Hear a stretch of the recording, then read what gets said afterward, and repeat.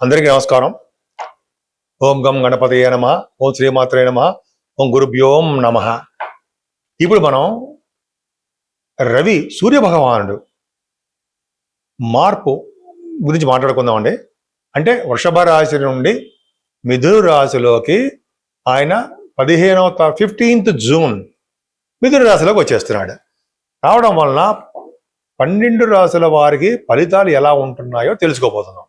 కన్యా రాశి వారికి గురుడు రవి మ్యాలిఫిక్ అయ్యాడు కదండి. 12వ ఇంటి వాడు 10వ భావంలో ఉన్నాడు. ఈ యాక్చువల్గా 10వ భావంలో ఉన్నటువంటి రవి కొద్ది యోగాన్ని కలిగిస్తాడుండోయ్. జనగా కన్యా రాశి వారికి చిన్న ఇబ్బందులు కలిగించిన వారికి డబ్బులు సంపాదించడంలో ఎటువంటి ఇబ్బంది లేకుండా కలిగిస్తూ ఉంటాడు. 12వ ఇంటి వాడిగా 10వ భావం ఉండడం వల్ల ఎంత సంపాదించినా ఖర్చు పట్టేస్తూనే ఉంటారు. ధర్మకార్యాలకి, శుభకార్యాలకి, దైవ దర్శనాలకి ఇలాగా మీరు డబ్బులు ఖర్చు పెట్టేస్తుంటారు. సాహసం చేస్తుంటారు. మీరు ప్రతి విషయంలోనూ భయపడుతూ వెనక్కి ఉండిపోరు. డేరింగ్ అండ్ డాషింగ్గా ముందుకు వెళ్ళిపోతారు. అందుకని తెలియగల వారుగా ఉంటారు. సంగీతం అంటే ఇష్టపడతారండి మీరు. సంగీత సాధన బాగా చేస్తారు చెప్తారు శాస్త్రం. దశమంలో రెవ్వు ఉంటే నగరానికి అధికారిగా ఉంటారు.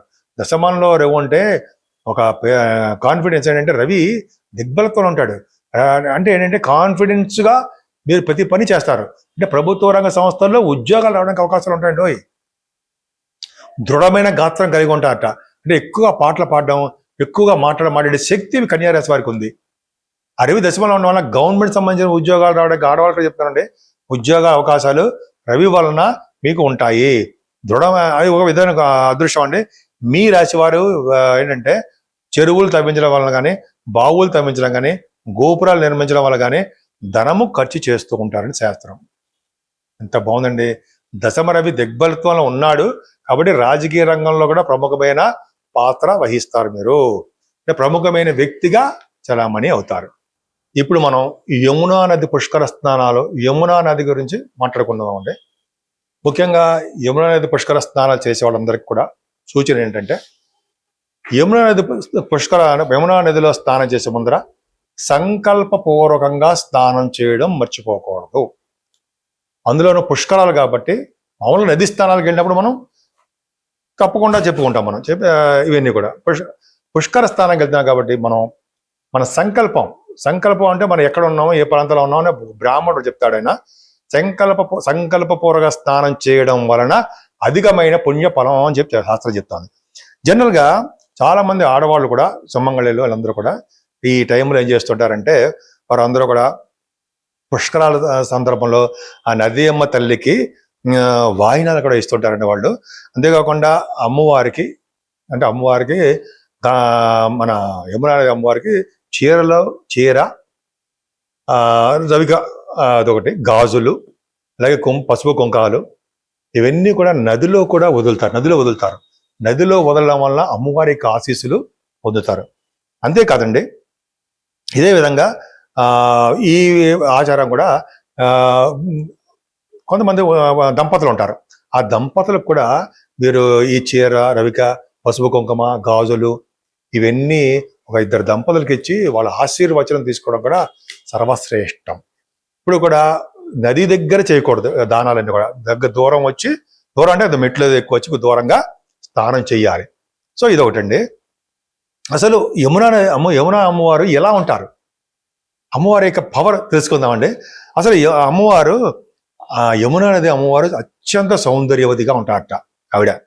అలాగే నిత్య యవ్వనవతిగా ఉండడమే కాకుండా ప్రసన్న వదనంతో మనం దండం పెట్టినాం అనుకోండి, ఆవిడ కోరిన కోరికలు తీర్చేస్తూ ఉంటారు. కరుణ కురిపించే అమ్మవారుగా ఉంటారు. ఈ యమునా నది అమ్మవారు అనేది, యమునా నది నీలి రంగులో ఉంటుంది అండోయ్. గంగా నది ఒక కలర్లో ఉంటుంది ఆవిడ. ఈవిడేమో యమునా నది నీలి వర్ణంతో ఉంటుంది ఆవిడ.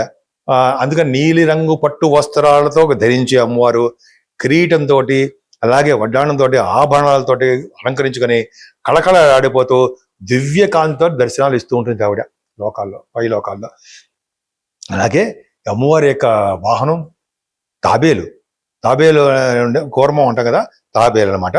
సరే, ఈవిడ జనరల్గా ఏంటంటే ఎప్పుడు కూడా భక్తులకి కోరిన కోరికలు తీరుస్తూ ఉంటుంది. అసలు యమునా నది అమ్మవారు యమధర్మరాజుకి సోదరి. యమధర్మరాజు సూర్య భగవానుడు యొక్క దీంట్లో యమధర్మరాజు యొక్క సోదరి అయింది ఆవిడ. సూర్య భగవానుడు, యమధర్మరాజు, శనీశ్వరుడు, మన యమున అని అంటాం కదండి సంతానంలో. యమున నది ఆవిడ యమధర్మరాజుకి సోదరి కావడం వలన ఈ నదిలో స్నానం చేయడం వలన యమ భయం ఉండదు. యమధర్మరాజు వలన యమధర్మరాజు సంబంధించిన భటులు మన దగ్గర రారు. యమ భయం లేకుండా మోక్షము ప్రసాదిస్తారు అమ్మవారు. సరా, ఈ యమునా నది పుష్కర స్నానాలు చేయడంలో ఎంత అదృష్టం ఉందో. అంటే యమునా నది పుష్కర స్నానం చేయడం వలన యమధర్మరాజు యొక్క ఆశీస్సులు కలిగి యమలోకానికి వెళ్లకుండా మోక్ష లోకానికి వెళ్తామని శాస్త్రం చెప్తోందండి. ఎంత అదృష్టం మనకి. ఈ విధంగా ఉంది. సరే, అసలు దానాలు ఏం చెయ్యాలి అంటే 12 రోజులు ఉంటాయి కదండి, 12 రోజులు పుష్కరాలు కదా. ఏ రోజు ఏ దానం చేస్తే బాగుంటుంది అని రోజుకి ఒక దానం చేయాలని కూడా శాస్త్రం చెప్తోంది. కొన్ని నాకు తెలిసిన విషయాలు, కొంచెం నేను రాసుకునే విషయాలు, కానీ కొన్ని విషయాలు నేను చెప్తాను. గుర్తుండవు కదా, అన్ని గుర్తుపెట్టేసి టగడగా చెప్పలేము. కాకపోతే ఏంటంటే కొద్దిగా రాసుకోవడము చేస్తుంటాం. యమునా నది పుష్కర స్నానం అయిపోయిన తర్వాత,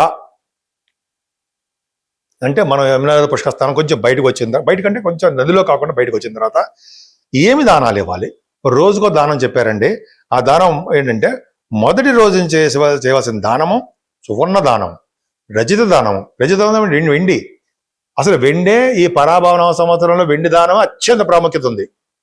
అందున యమునా నది పుష్కర స్థానంలో ఎవరైతే రజిత దానం మొట్టమొదటి రోజునే, అదే తర్వాత ఎప్పుడే మన ఇష్టం దానం చేస్తామో అది చాలా రెట్లు ఫలితాలు ఇస్తాయిట. అలాగే ధాన్య దానము, భూదానాలు చేయవలసి వస్తూ ఉంటుంది. చేస్తే చాలా మంచిది.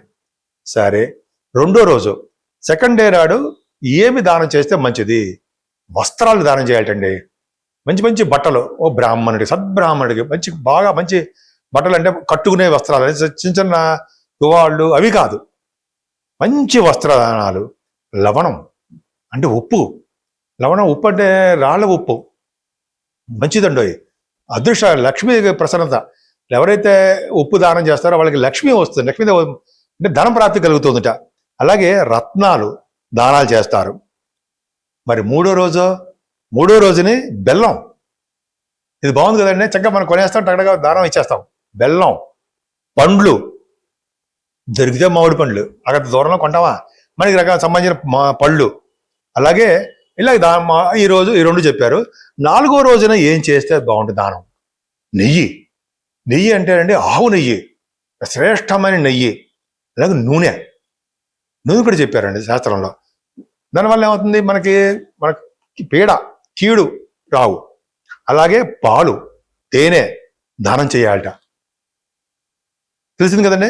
అంటే 4వ రోజునే నెయ్యి, నూనె, పాలు, తేనె చేస్తే గాత్రం బ్రహ్మాండంగా ఉంటుందని చెప్పి అనుకుంటాం కదా.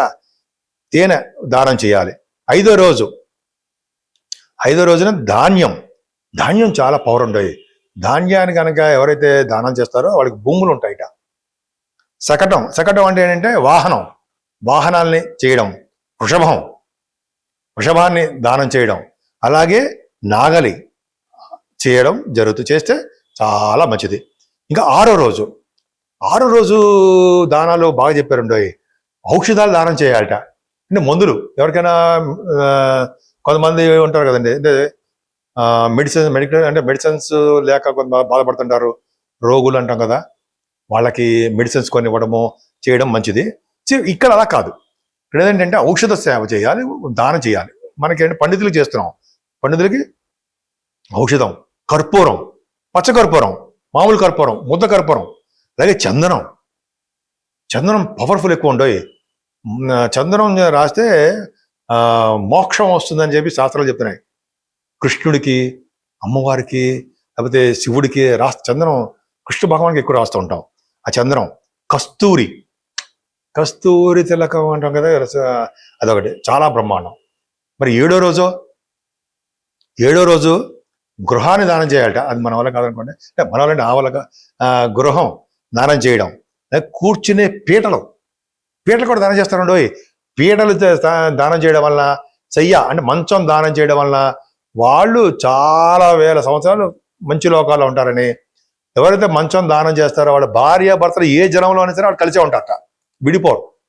అదొకటి శాస్త్రం చెప్తుందండి. ఇక్కడికి చెప్పారు, కూర్చునే పీట, మంచం ఇస్తే చాలా మంచిది 7వ రోజుని.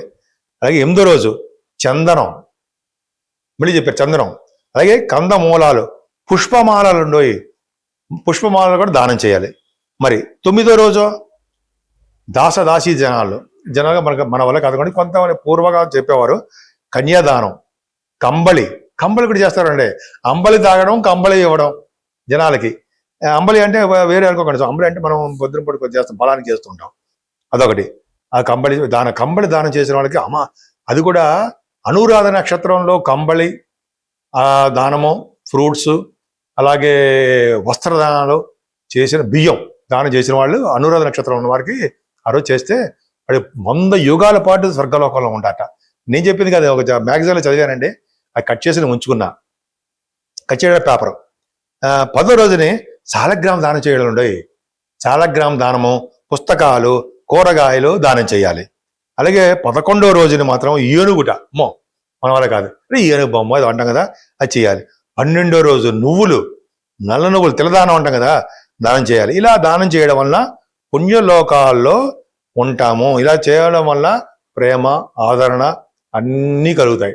మనకి భగవంతుడు ఏ రోజు చేయాలో చెప్పాడు, కానీ మనకి భగవంతుడి దయ వల్ల మనం ఏ రోజు వెళ్ళినా మనకి మనస్సంకల్పం ప్రకారము ఏ దానం ఇవ్వాలనిపిస్తే ఆ దానం ఇవ్వకుండా రాకండి. అరే ఈరోజు చెప్పలేదు దానాలు, ఇది లేదు నేను ఇవ్వను కానీ వచ్చేయకూడదమ్మా. మన దగ్గర ఏది విధంగా ఉంటే ఆ విధంగా దానాలు ఇవ్వాల్సిందే. పైగా యమున నది పుష్కరస్థానం, యమధర్మరాజు యొక్క సోదరిమణి, ఆవిడ మన కోసం రికమెండ్ చేస్తారు మనల్ని. మన వాళ్ళు నా శిష్యుడిని, నా భక్తుడిని మంచి లోకానికి పంపించు అని, భక్తి మార్గాలను నడిపించాను సార్ ఆవిడ. సో ఈ విధంగా ఉందండి. మనం స్నానాలు చేద్దాం, భగవంతుడి దేవల్ల యమధర్మరాజు యొక్క ఆశీస్సులు పొందుదాం, విష్ణు యొక్క దర్శనం ఆయన యొక్క ఆశీస్సులు పొందాం. అందరూ సుఖంగా ఉందాం. ఈ స్నానాలు చేయడం వలన ముక్తి కూడా లభించడానికి అవకాశాలు ఉన్నాయి, ముక్తి లభిస్తుంది.